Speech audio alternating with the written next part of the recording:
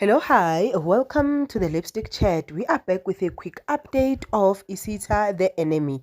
Buza-ke, uSolomzi decided to go to Uchuma and apologize and say no ngiyabona manje ukuthi ngathi akusuwe. Uchuma then tried ukuhlanganisa lamanga awahlanganisayo and led them to Rebecca's car. But you could see ukuthi umuntu kaRips uyayibona ngisho i-bodyguard kaRips dala sebenza naye ukuthi no man la kuhamba something. But what pains me is that uSolomzi grew up to be exactly like uRebecca because now uphethe ukidnaphe umkakhe not umkakhe baby mama. And baby mama wants to be free at this point. Ubalekela yena.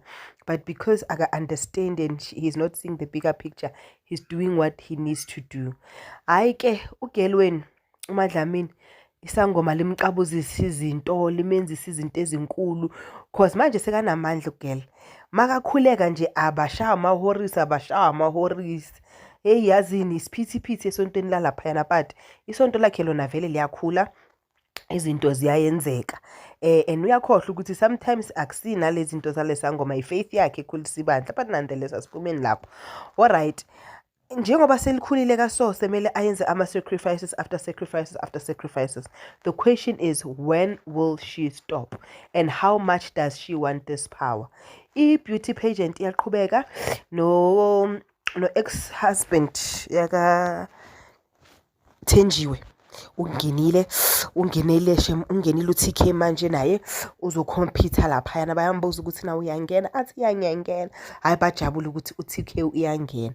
Question, njengoba uTK angenile uThenjiwe ngeke angene na kube yibo abawinayo ube uMr and Mrs Sihlahleni because the story lesiyasazi. But ke adecide ke ukuthi ufuna ukuba umzalwane naye wonke umuntu phela all roads lead to church laphayana seka umzalwane uTK ayokhulekelwa ubani umama kaThenjiwe. Now uNomsa wants uThenjiwe to understand ukuthi this one wants to come to God and she's the only one that can help, but she does not understand ukuthi ubhuti wakhe naye umzalwane and the only person that can help right now based on the relationship eyakhe noLokhunja uMatshidiso. Uyambona ukuthi uNomsa une double standard mangintshela bese niyangiphikisa.